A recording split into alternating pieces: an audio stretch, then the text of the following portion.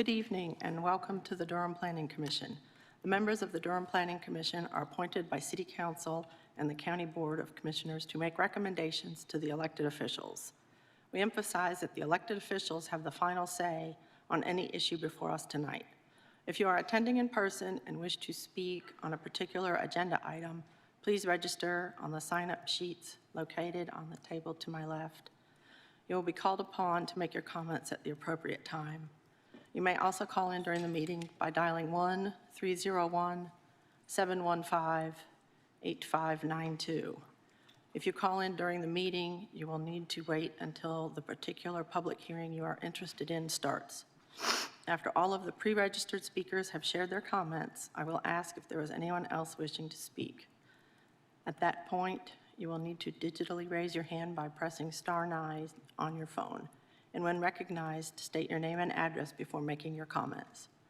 The applicant has a total of 10 minutes for their presentation. Each speaker after the applicant has 2 minutes to speak. Commissioners will be given 5 minutes for Q&A, and please keep your comments succinct. Commissioners, as a reminder, after the public hearing is closed, you obtain the floor by being recognized by the chair. The time to make all public statements is before motions are made. All motions are stated in the affirmative, so if a motion fails or ties, the recommendation is for denial. After the case you are here for ends, please exit the chambers quietly and pursue further discussion in the lobby as the Commission continues its meeting. Finally, I ask everyone here and on the Zoom, the Commission members, the staff, and the public to conduct themselves in a courteous and respectful manner. If someone fails to act in that manner, the chair will ask the offending person or persons to be muted on the Zoom or asked to leave the council chambers until such time they regain personal control. If decorum fails to be restored, the chair will recess the meeting until a genuine commitment to act respectful and courteous is observed. May we have the roll call, please?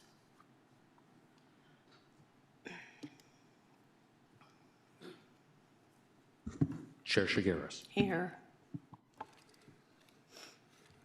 Vice Chair Cameron. Here. Commissioner Bailey. Here. Commissioner Capers. Here.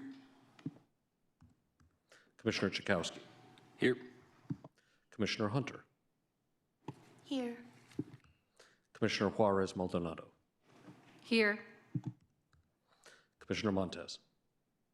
Here. Commissioner McIver. Commissioner Neinkircher. Here. Commissioner Piontek. Here. Commissioner Ritchie. Commissioner Ritchie has requested an excused absence. Commissioner Woke. Here. We have achieved a quorum.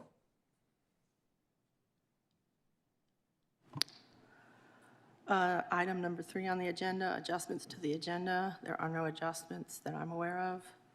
Number 4, approval of the minutes and consistency statements. Do we have a motion to approve? Chair Shigaris, I move that we approve the minutes and consistency statements from the November 12th meeting.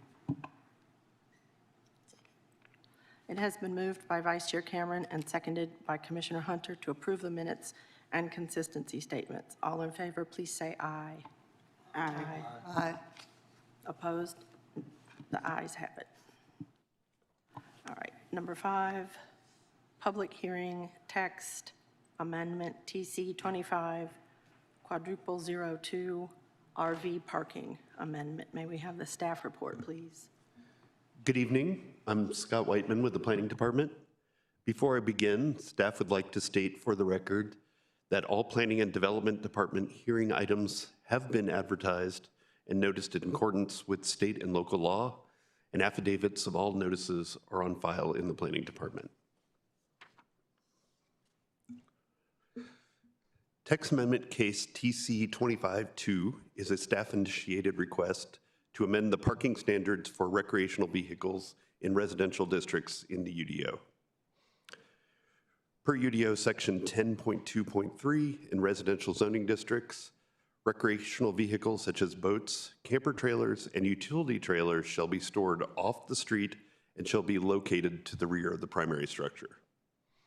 The intent of this regulation is to reduce visual clutter of large vehicles in residential areas and to prevent parked vehicles from blocking sidewalks or streets.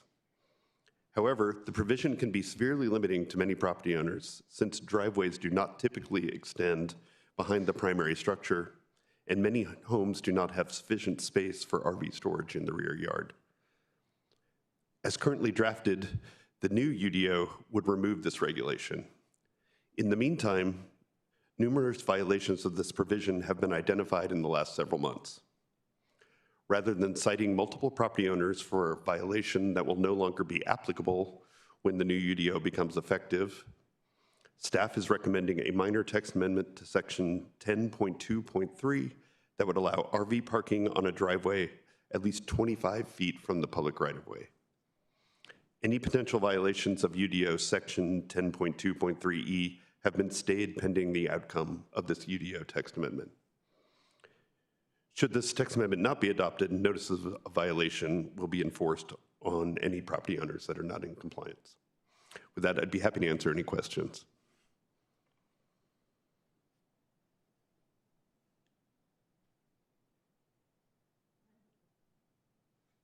Thank you. Are there any community members in person who would like to speak on this item? Sign-up sheet, Cat Moore.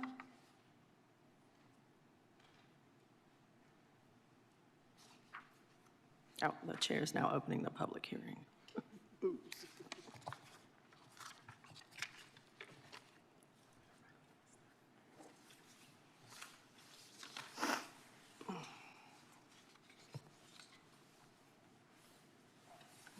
Go ahead, please state your name and address for the record. My name is Kat Moore. My address is 610 Gray Avenue, Durham, North Carolina.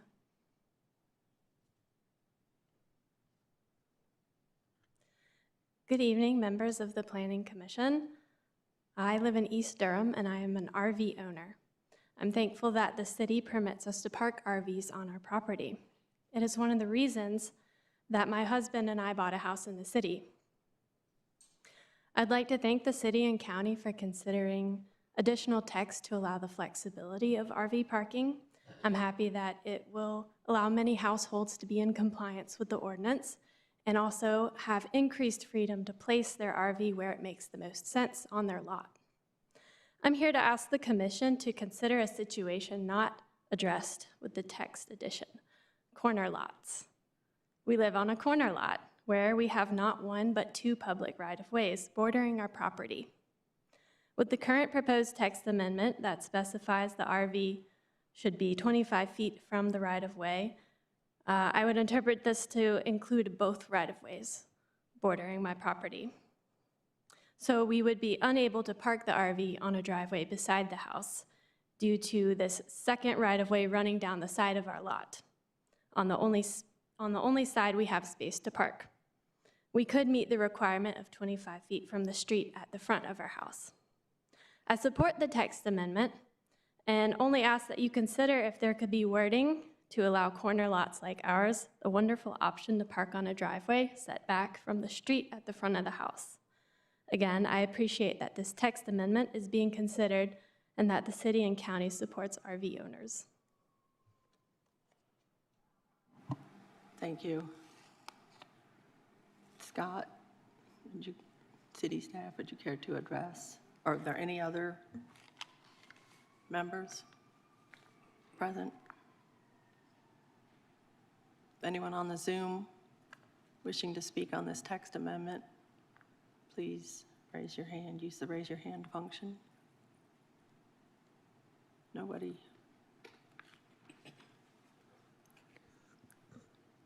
So the proposal as it's written was designed to be the kind of the minimum amount necessary, but that being said, the staff doesn't have an objection to what the speaker is requesting if the Planning Commission felt it was reasonable to measure this only from the front property line if it's on a corner lot. We can work out the wording before it goes to the elected officials. Thank you. Do we need to get the official wording tonight or no, just? Just let us know what the will of the commission is, and it should be a pretty easy wording fix. Okay, thank you. The chair is now closing the public hearing. Do we have any commissioner comments? Commissioner Nunn-Kirkner? I'm Diana Nynkirkner, and I have one comment about this change. I appreciate the public's comment about the corner lot because that wasn't addressed. Another thing that's not addressed is the visibility of, the right-of-way and all that stuff to traffic. And if you can't see the traffic coming because that a vehicle is in the way. So that 25 feet seems adequate, but what if the vehicle that the person owns for their driving is a truck? And it's big and it goes right in front of their recreational vehicle, so it's a block. The height of it would be a problem, wouldn't it? Just my question. So you're correct, there's not a restriction on where other vehicles are parked. They just need to be parked in the driveway and can't be blocking a sidewalk or.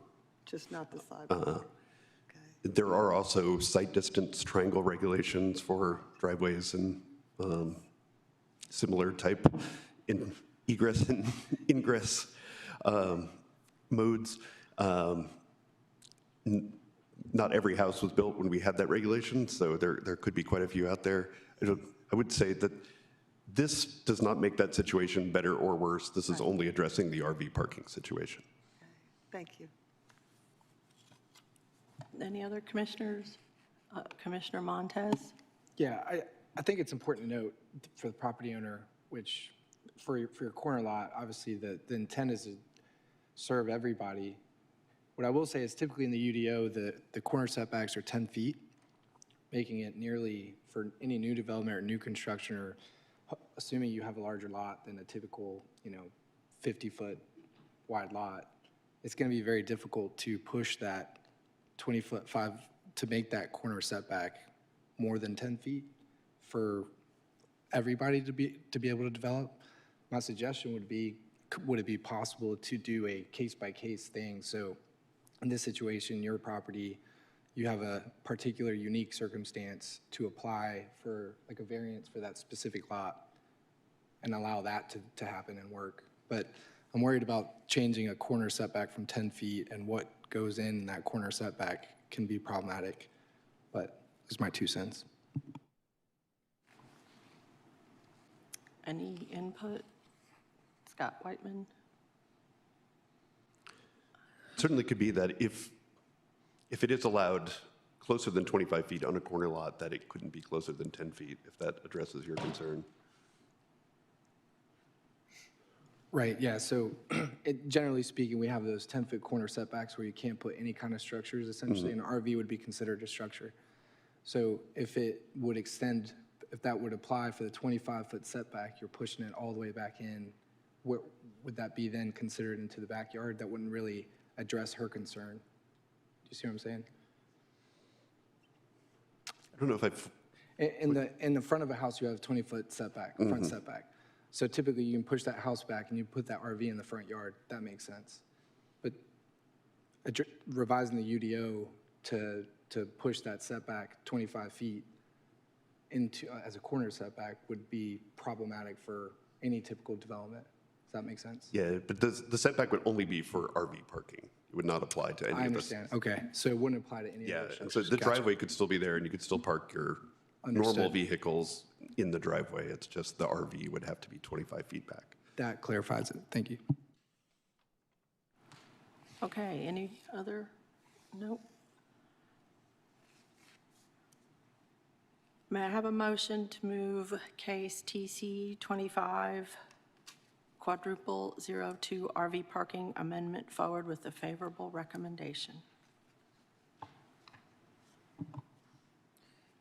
Chair Shigeris, regarding case number TC 25-00002, RV parking amendment, I move that we forward this case to City Council with a favorable recommendation for approval. Second. It has been moved by Vice Chair Cameron and seconded by Commissioner Hunter to move this case forward with a favorable recommendation. Please open the electronic voting.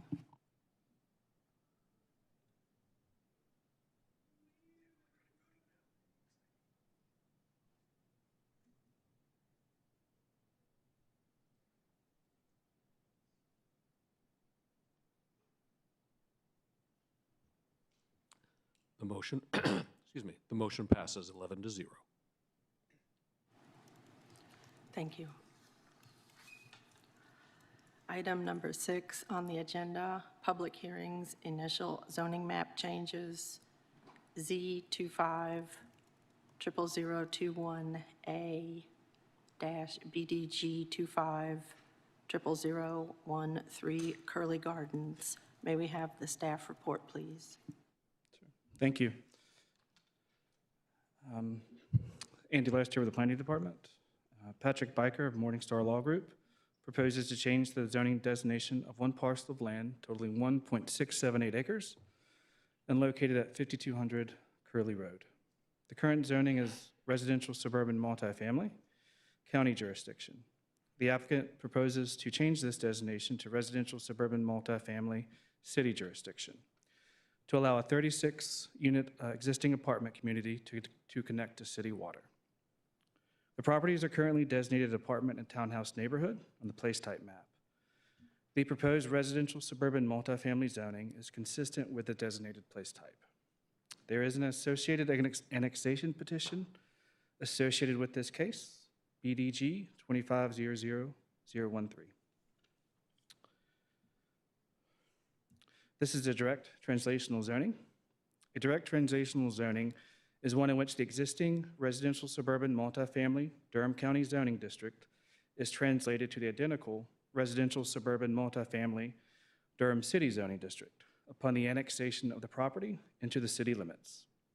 A translational zoning does not and cannot include a development plan, and any future development may proceed according to what the zoning would allow. Now, the aerial map shows the general location of the project. It is south of Mount Sinai Road and west of Forest View Elementary School. The western property line situates on the Orange and Durham County line. The property is currently designated apartment and townhouse neighborhood on the place type map. No change will be required for the proposed annexation. Neighborhood meetings were held in accordance with the neighborhood meeting guidelines on July 21st, 2025, and November 18th, 2025. 3 comments have been received by staff in relation to this case on the Durham Rezoning Explorer. All 3 are against the proposed annexation. The proposal is consistent with the place type map designation of apartment and townhouse neighborhood, as the translational zoning would allow an existing 36-unit apartment development to utilize City of Durham water services. The proposal is consistent with 5 of 5 applicable comprehensive plan policies. Thank you. Staff and the applicant are available for any questions. Thank you. The chair is now opening the public hearing. May we have the applicant, please?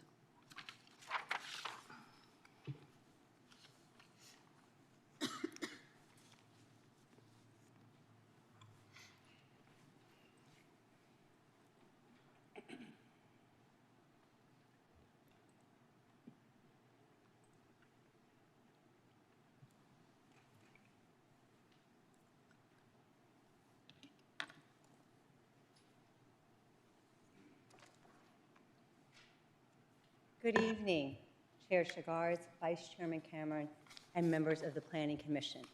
My name is Leah Bergman, and it is my family and my family's legal entities that have brought forward this request to you all this evening.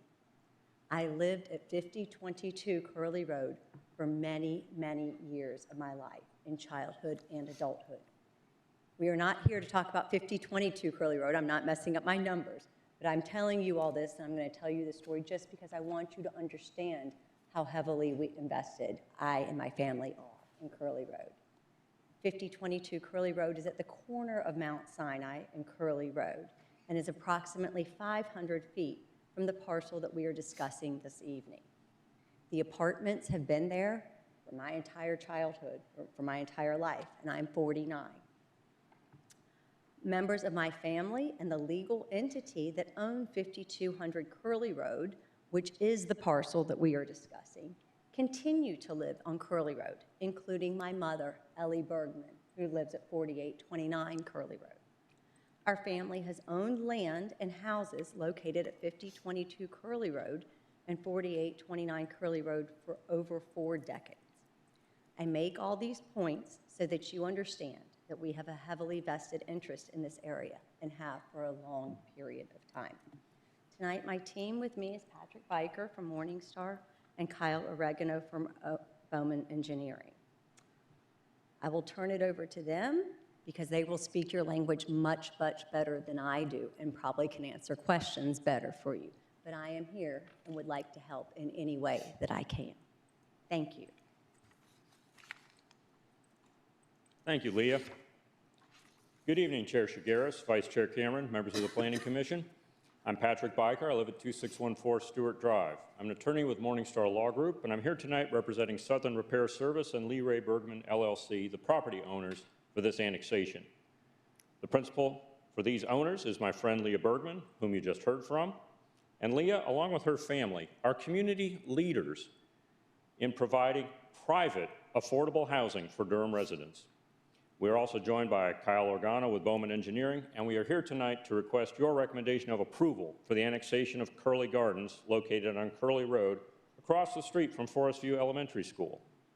At the outset, I want to thank Andy for a superb staff report on this agenda item. And to give the Commission a brief history of Kerley Gardens, it was built in 1966. Kerley Gardens contains 36 apartments that are providing housing at an affordable rental rate between $1,000 and $1,300 per month. Leah accepts housing choice vouchers for all 36 of these apartments. And so Kerley Gardens represents naturally occurring affordable housing, as is described on page 4 of your staff report. I want to emphasize that there are no changes to the buildings or the parking associated with this annexation. Some persons from Orange County who attended the virtual neighborhood meeting on November 18 thought that the rezoning case number meant changes to Kerley Gardens were being proposed. As noted in your staff report, the rezoning case, Z25-00021A, is just the direct translational zoning to go from Durham County zoning to City of Durham zoning. If we are fortunate enough to have our annexation petition approved, we will be extending the City of Durham water line from the intersection of Mount Sinai Road and Kerley Road south, approximately 575 feet within the Kerley Road right-of-way to connect to Kerley Gardens. In addition to the 3 apartment buildings, there is a laundry building in the rear that is split by the county line. There's also a grilling area and a very nice playground for the children behind the 3 apartment buildings. Since the water meter and the water line feed are in Durham County, our understanding is that this will be approved through the utility extension agreement. Of course, Southern Repair Service and Lee Ray Bergman, LLC, will be paying 100% of the costs associated with designing and installing this new water line to serve Kerley Gardens. There will be no public dollars from the city spent on this new water line. In closing, I think this is a very straightforward case. As I mentioned earlier, Leah Bergman is a very experienced owner and manager of affordable housing, especially in regard to accepting housing choice vouchers from her renters. Since the current owners purchased Kerley Gardens on February 28 of 2025, we have found the operating and testing costs associated with the on-site well water to be higher than what city water would be. Since Kerley Gardens has been a City of Durham sewer customer for almost 60 years, I believe it is time to connect Kerley Gardens to city water, just like the Pruitt Health Rehab Facility that is adjacent to the north and Forest View Elementary School that is right across the street. For all these reasons, we respectfully ask for your recommendation of approval. We appreciate your time tonight. Our team will be happy to answer any questions about the annexation of this 1.67 acres in Durham County into the Durham city limits. Thank you. Thank you. The chair is now opening the public hearing. I already did that. Community members in person. Catherine Olive.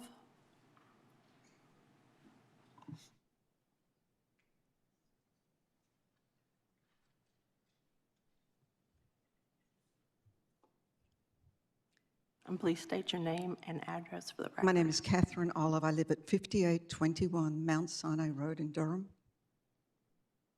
Thank you. I reside in Orange County within 1,000 feet of the Kerley Gardens site.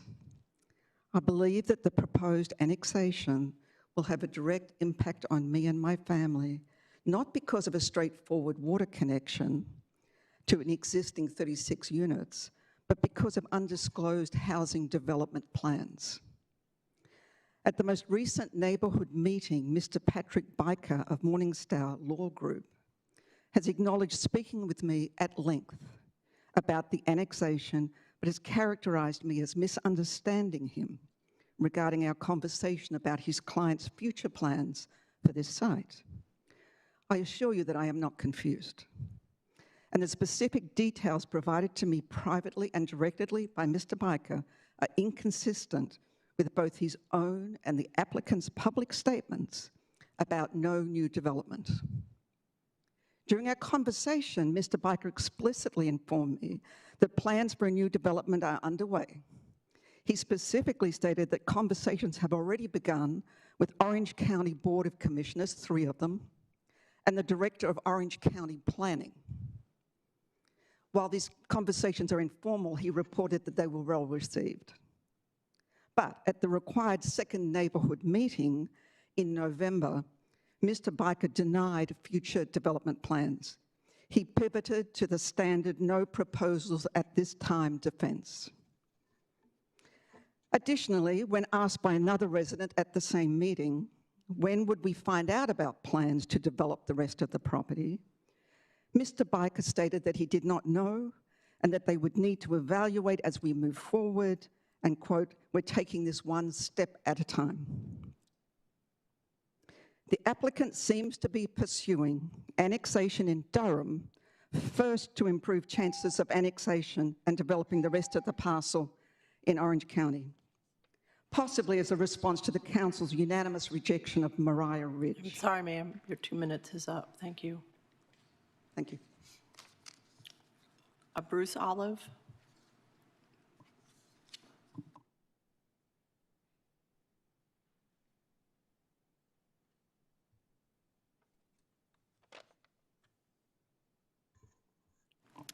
I'm Bruce Olive. I reside at 5821 Mount Sinai Road in Durham. I too have a history in this neighborhood, having moved there in 1958. I'm opposing this basically on a procedural concern that it appears to be a piecemeal annexation application designed to secure public infrastructure now while shielding the applicant's true long-term intent. And history actually has something to teach us. In 1966, and Leah's already talked about this, the Roberts brothers attempted, and in fact succeeded in building an unpermitted, it was unpermitted at that time, apartment complex. They built first, they asked permission later. It was fought fiercely at the time by the local Durham attorney, Billy B. Olive, my father. I was 11 at the time. The project was effectively halted midstream, 3 buildings completed, 2 remaining pads actually are there now at the footings poured stage. And they've stood there for 60 years as a testament to the inappropriateness of the development. I think we can't let this current application gloss over this history. I think the strategy of securing annexation before disclosing the full development plan mirrors the behavior that history has shown us. By asking for a utility connection, while stating that there are no proposals at this time, the applicant is essentially asking for a blank check. Given the historic lack of transparency at this site, I urge you to deny this piecemeal annexation and demand the applicant submit their full development plan for public review before granting them any access to city resources. Thank you, Commissioners. Thank you. Is there anybody on the Zoom that wishes to speak on this item? Please use the raise your hand function. Ken Pugh.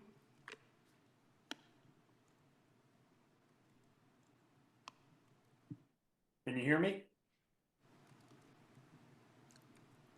I Can you hear me? Yes, yes, we can hear you. Go Okay. ahead. Please state your address for the record. My name is Ken Pugh of Durham, address on file. I would like to raise 3 concerns regarding the Kerley Gardens proposal. First, the water connection for Kerley Gardens is planned to extend service to an Orange County building where the laundry facility is located. This effectively pushes the urban growth boundary outward, a policy the City Council has unanimously opposed. If the laundry continued to operate from its existing well located in Orange County, this would not arise. Second, the developer has not been transparent about the rationale for annexation. Engineering drawings were prepared before the sale was finalized, and they show a 6-inch pipe connecting to the water main. That size is well beyond the 3 to 4 inches typically required for 36 units. No explanation has been provided for this oversizing, leaving the community to speculate. Third, the stated purpose of the annexation, according to the neighborhood meeting, is to reduce well monitoring costs and preserve naturally occurring affordable housing. No cost estimates were shared. Publicly available information suggests monitoring costs are in the range of $500 to $1,000 per year. By contrast, annexation would add approximately $44,000 in annual property taxes. Sewer savings from avoiding the double county rate might be $18,000 a year. The net impact is an additional burden of roughly $26,000 annually, translating to about $800 more per unit per year. That outcome does not align with the goal of affordability, and there have been no documented intentions to maintain rates for tenants with its upgrade. I urge you to question the developer on these points before moving forward. Thank you. Thank you. Melora McCall.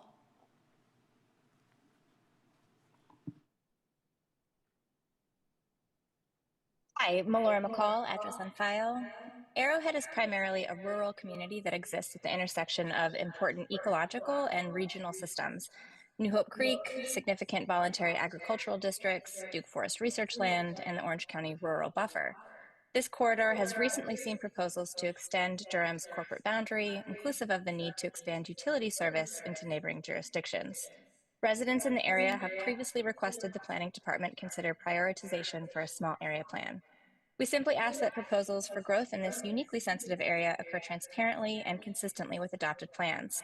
Per Policy 165, annexations should demonstrate community benefit, and this is not intended to be satisfied by generalized statements. We also understand that once annexed, the property would be eligible for the forthcoming UDO for additional units by right. Given the age and condition of the building, redevelopment is highly foreseeable. I believe this possibility should be acknowledged openly during the annexation review and not discovered after the fact. As neighboring residents, the request is simple, that the Commission require clarity from the applicant regarding 1, whether redevelopment is anticipated once annexation is secured, and 2, whether future annexation of the Orange County parcels is expected and/or being pursued. When we've asked about the future plans, we've repeatedly heard, quote, no proposals made at this time. We understand that development is complex, but honesty is not. It's extremely difficult for a community to participate constructively when the information received is inconsistent, incomplete, or appears tailored to minimize scrutiny.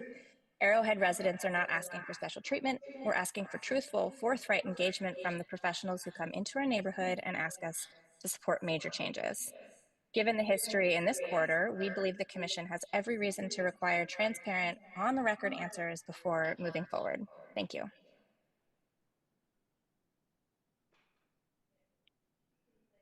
Anybody else on the Zoom would wish to speak on this item? Please use the raise your hand function.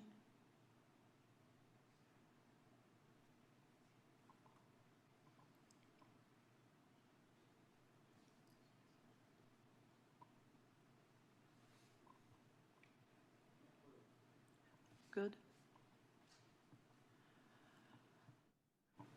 Seeing nobody else. Anybody else in the gallery? Nope. Okay, the chair is now closing the public hearing and open for commissioner, or would the applicant like to respond to some of these questions? Reopen the public hearing. Yes, the reason, again, Patrick Biker for our team with Leah Bergman, there is a consent judgment in place that does not allow the city of Durham to annex into Orange County at this location. Accordingly, the annexation only goes to the Orange County line. All these events that happened back in the 60s, or policies or rationales, if there was a legitimate basis to recommend denial on this annexation, it'd be in your staff report. And I don't think you're going to find anything in that staff report that justifies a vote against this proposal. Leah Bergman, it was also Dan Jewell, other folks working with us, we did meet with a few of the Orange County commissioners to discuss property Leah Bergman owns in Orange County. We were completely transparent about that. We have no problem discussing it. The First Amendment allows us to discuss these issues with our elected representatives in Orange County. However, we're before the City of Durham Planning Commission, and we respectfully ask for your recommendation of approval. Again, we had those discussions. We elected not to proceed with anything. And again, in order to annex across the county line, there'd have to be a modification of a consent judgment between the town of Chapel Hill and the city of Durham. And that has not happened, and to my knowledge, nobody's even talking about it. So we really can't comment on what happened back in 1966 or thereabouts. We were totally transparent about what happened. Keep in mind, these buildings exist. There's 36 units that accept housing choice vouchers, and it's already on city sewer. All we're asking for is annexation in order to connect to city water, which we all agree would be safer and in the long run, we believe more cost effective for our residents. Thank you. Oh yeah, please, Leah. Thank you all. I want to be very clear. It is not our intention to redevelop or tear down these 36 units are there. The gentleman on the phone, Mr. Pugh, I believe he made a comment about the cost of of maintaining a well water. He thought it was $1,000 a year. That's the monthly testing bill for it. And with city water being so close, it just seems like it makes perfect sense to me to be able to do that. It's just more reliable. You know, maintaining a public well is not a cheap venture. My sewer rates are also higher with those property not being on city water. That is my intention to ask for that today, is that we can run, we are only here, or in my mind, we are only here to discuss running a city water line down Kerley Road at my expense, which over the long term will be more cost savings to me. We did acquire this property earlier this year, and that is I was surprised that nobody had done that before. It just didn't seem to make a lot of sense to me. I knew it was on well water when I acquired it. But that's what we're here to discuss today and to ask for your permission. And it's been explained to me via Patrick that we have to ask for this annexation to run the water line down. And sorry, one point, Madam Chair, I forgot to make. The size of the water line is determined by the city in the utility extension agreement. That's actually not up to our team. The city specifies that because it's going to be a public water line. It'll be taken over for maintenance by the city of Durham. So the size of the water line that Mr. Pugh referred to, it's determined by the city's Public Works Department, Water Management Department, not by the developer. Hope that answers your question. Yes, thank you. No, the chair is now closing the public hearing. We are open for commissioner discussion. Is there any questions or comments from the commissioners?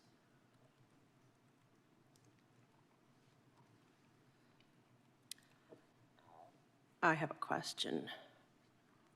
And you might have just addressed that with the cost of the public well that you have to maintain, because the point was made that the city taxes would be what, $800 a month or whatever. But if that is the same cost already for maintaining the well, I just want to make sure that the affordable housing aspect of this project isn't compromised by this annexation due to taxes. No, and it isn't it's a voluntary affordable housing, you know, that's just who we are. We have 1,000 units in the Triangle, and we take housing choice vouchers here in Wake County and Durham County. It's just who we are. We also take, you know, private pay. We do it all. We believe in integrated communities.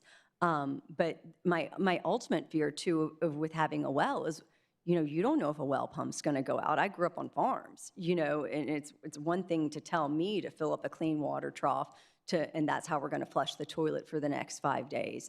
You know, try telling 36 residents that. I just don't like the thought of that as being an owner-operator, of the riskiness of having a public well. All right, thank you.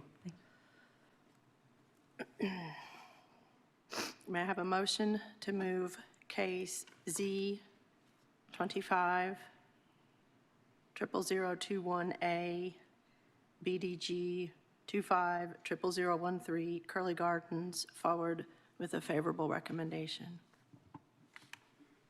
Chair Shigeris, regarding case Z25-00021A-BDG 25-00013, Kerley Gardens, I move that we forward this case to City Council with a favorable recommendation for approval.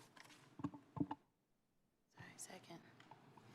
It has been moved by Vice Chair Cameron and seconded by Commissioner Hunter to move this case forward with a favorable recommendation. May we have the electronic voting, please?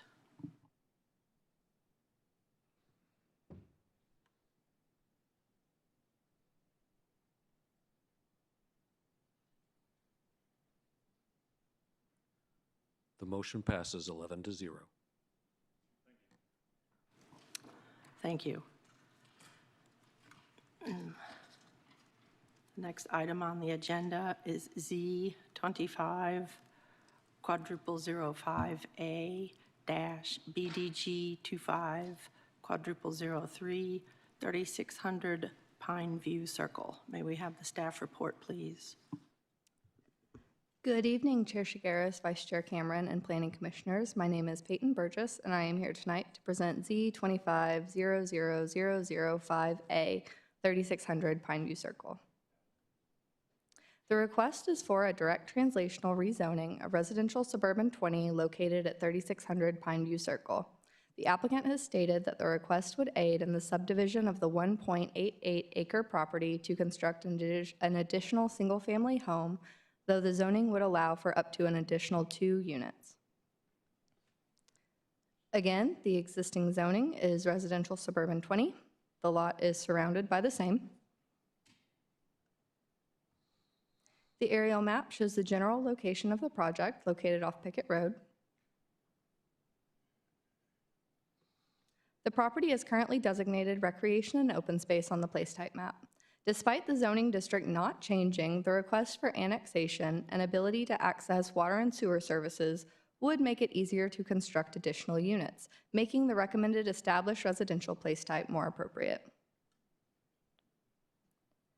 No neighborhood meetings were required for this request, and 1 comment has been received against this proposal on the Durham Rezoning Explorer. The proposal is consistent with 3 of 5 applicable comprehensive plan policies, and if the proposed zoning gets approved, staff would recommend a new place type of established residential. Thank you. Staff and the applicant are available for any questions. Thank you. The chair is now opening the public hearing. May we have the applicant, please?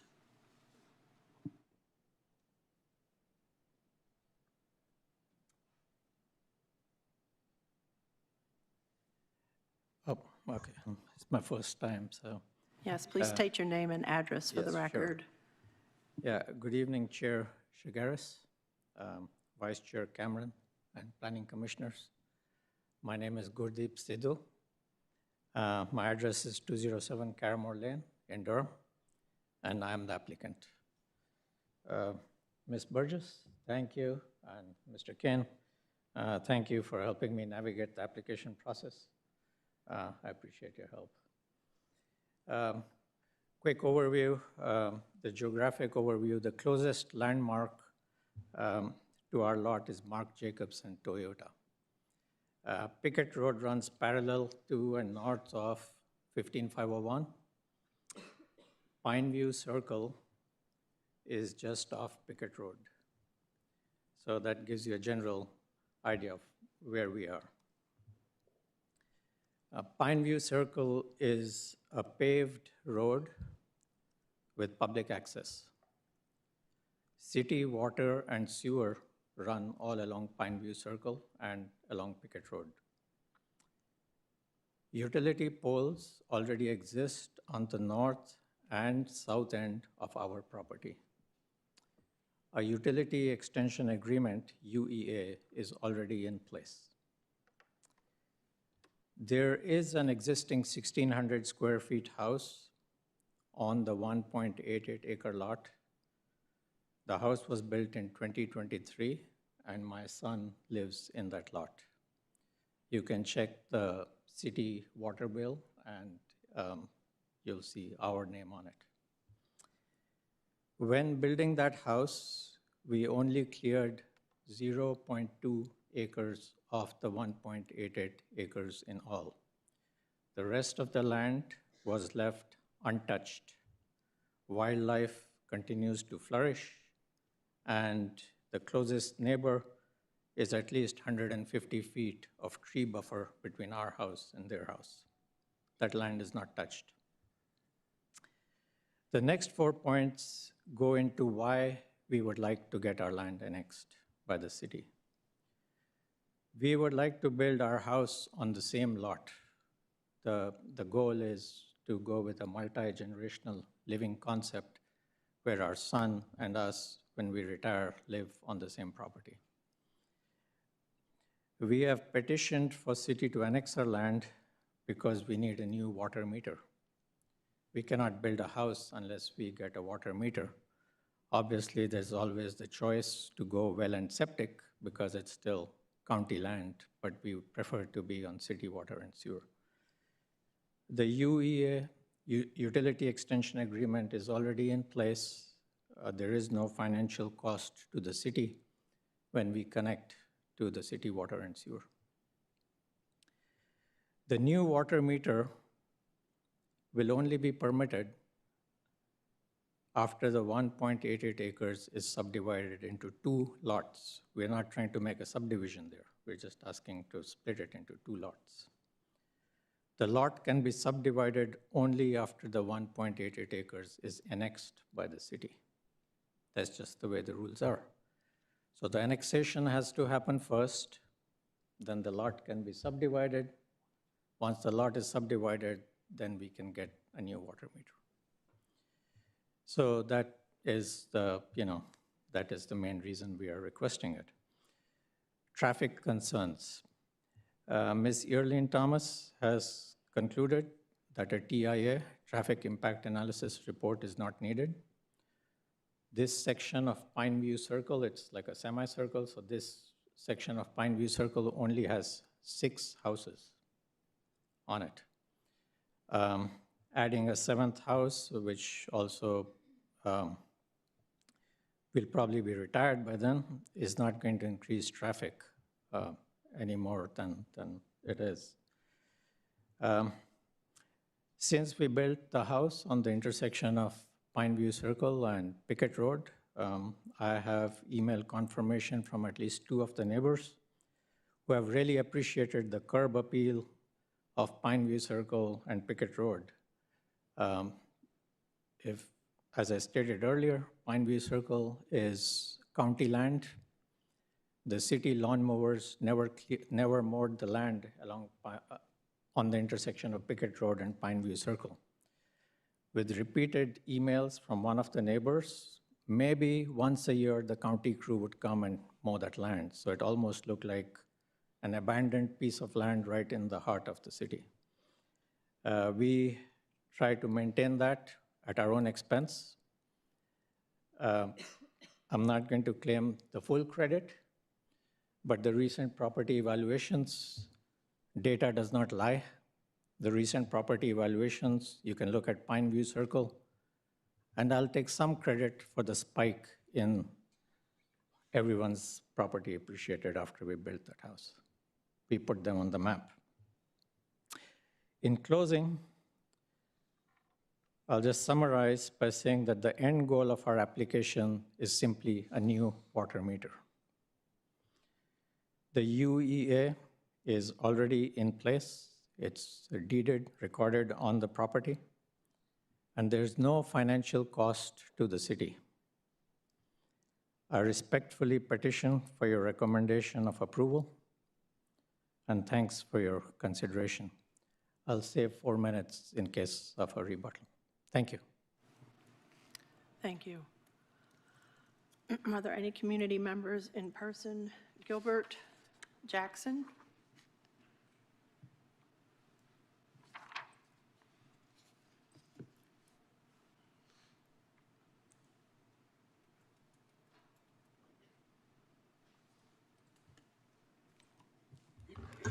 Yes, please state your name and address for the record. My name is Gilbert Jackson, and I live at 3618 Pineview Circle, Durham, North Carolina.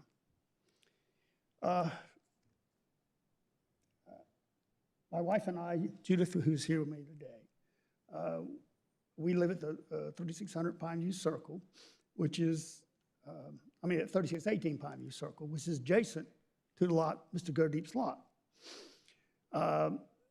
And they are the ones requesting that the property be changed to residential suburban 20 city jurisdiction.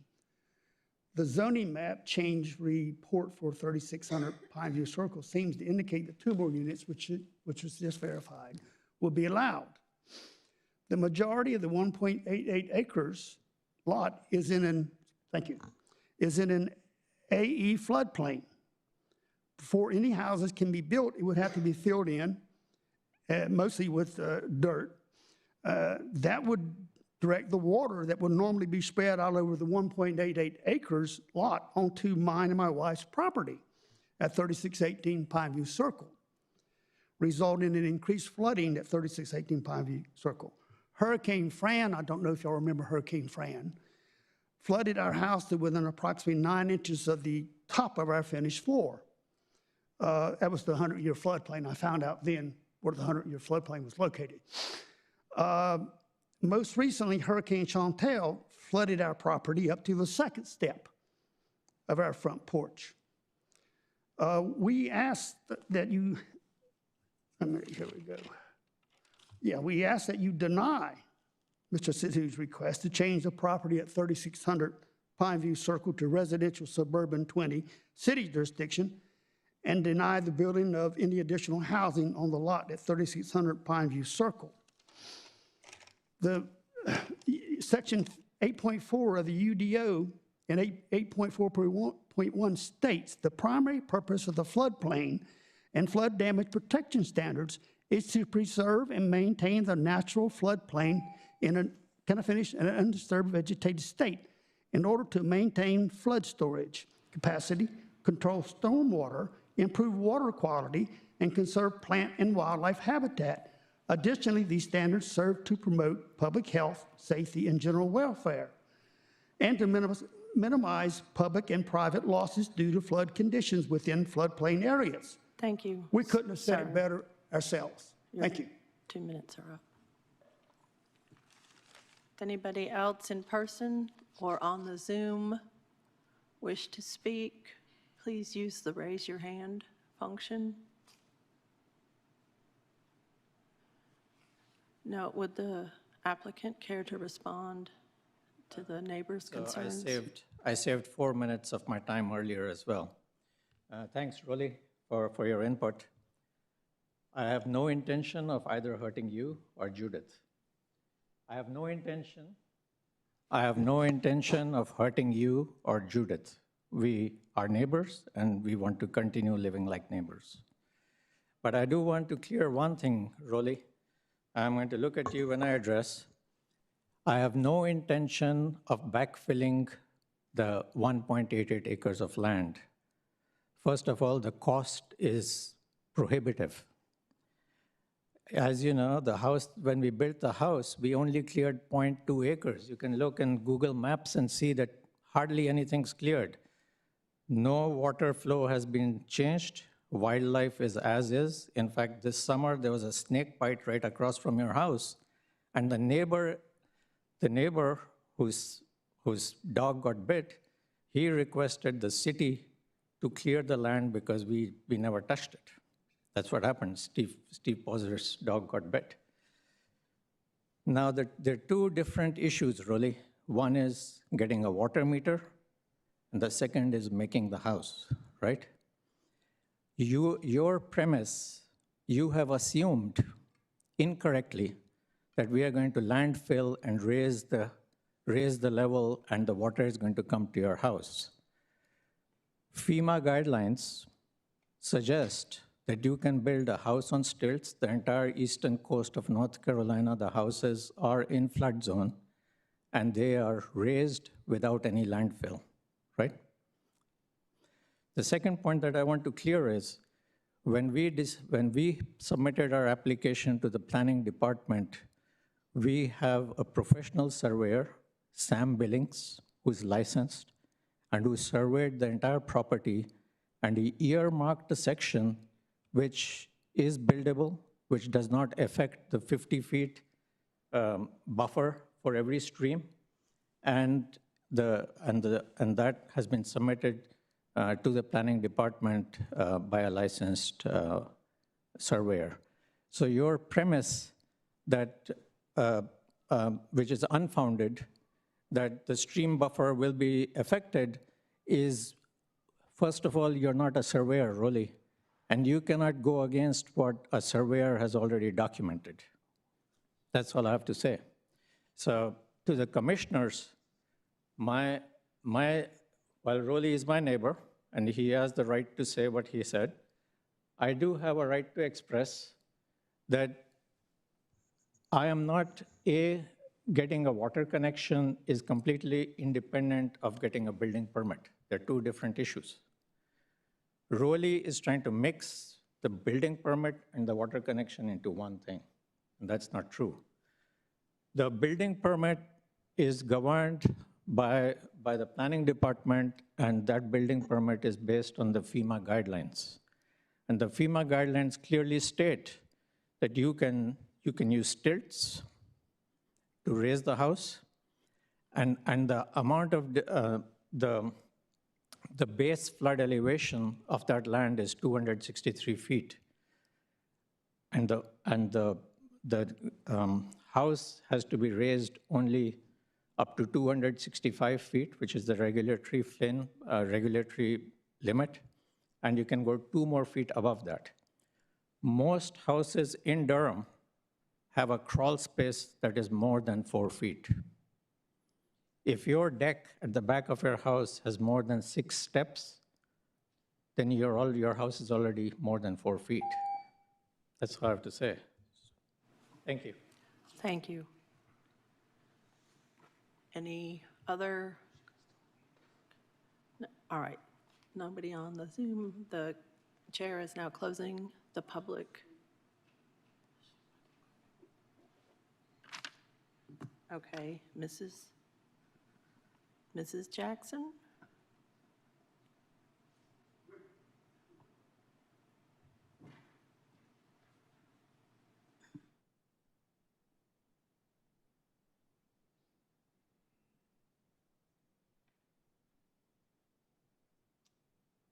Judith Winkler, same address. Do I need to do anything here? Yeah, step up to the mic, please. Okay. And, yep, and state your name and address for the record. One tiny point, and that is that before they built the existing house on the property, we had red-headed woodpeckers everywhere. When that lot was cleared, they like dead trees and things. We've had no red-headed woodpeckers since. So I just wanted to make that point. Thank you. Any other comments? Nope. All right. The chair is closing the public hearing. Is there any commissioner comments or questions? Commissioner Jakowski. Thank you, Chair. I have a question for staff. Do y'all anticipate that annexing this property is going to encourage additional small satellite annexation requests in the area?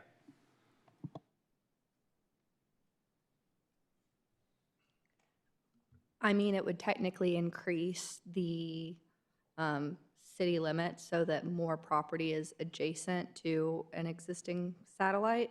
But as far as that being something that would sway a homeowner to annex, I don't know how much that would impact their decision.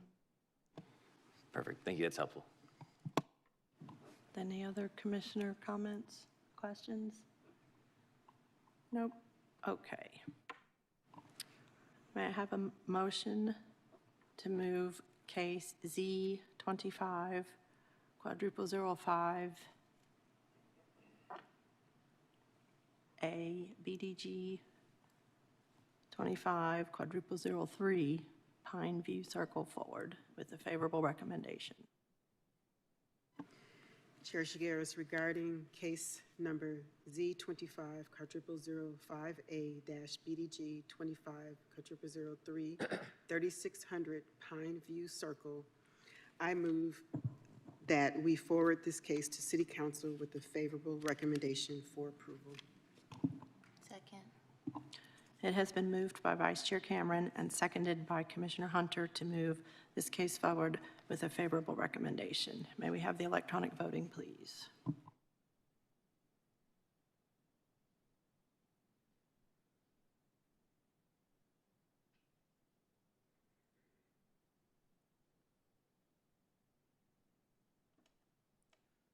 The motion passes 9-2.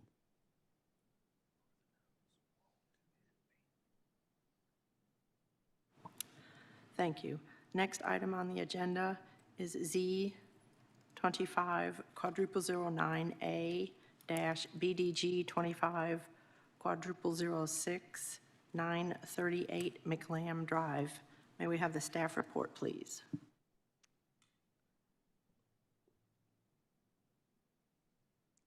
Good evening, Chair Shigeris, Vice Chair Cameron, and Planning Commissioners. My name is Peyton Burgess, and I am here tonight to present Z25 00009A 938 McLamb Drive.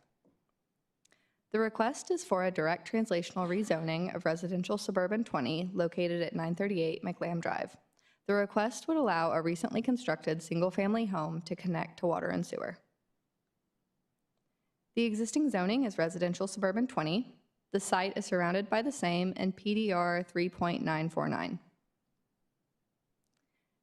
The aerial map shows the general location of the project. The property is currently designated established residential on the place type map. The proposed zoning was determined to be consistent with the place type. No neighborhood meetings were required for this request, and no comments have been received on the Durham Rezoning Explorer. The proposal is consistent with 5 of 5 applicable comprehensive plan policies and is consistent with the place type map designation of established residential. Thank you. Staff and the applicant are available for any questions. Thank you. The chair is now opening the public hearing.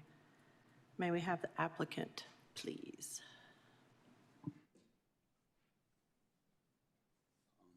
Hello, my name is Joan Cornejo, address 906 Arvin Road, Durham, North Carolina.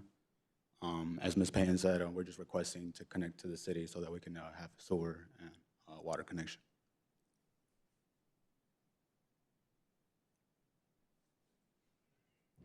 Thank you. Are there any other community members in person wishing to speak? Anybody on the Zoom wishing to speak on this item, 938 McLamb Drive, please use the raise your hand function.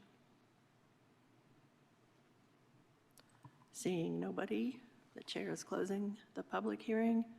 Commissioner comments and questions?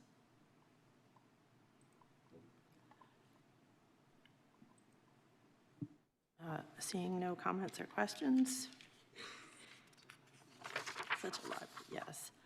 May I have a motion to move case Z25 quadruple 09A BDG 25 quadruple 06 938 McLamb Drive forward with a favorable recommendation? Chair Shigeris, regarding case Z25 quadruple 09A BDG 25 quadruple 06 938 McLamb Drive, I move that we forward this case to City Council with a favorable recommendation for approval. Second. It has been moved by Vice Chair Cameron and seconded by Commissioner Hunter to move this case forward. May we have electronic voting, please?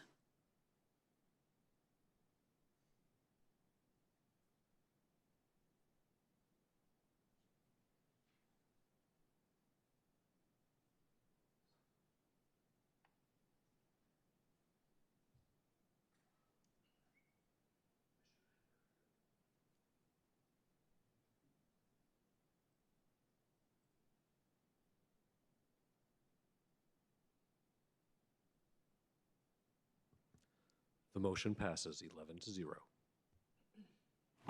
Thank you. Next item 7, new business. Any new business?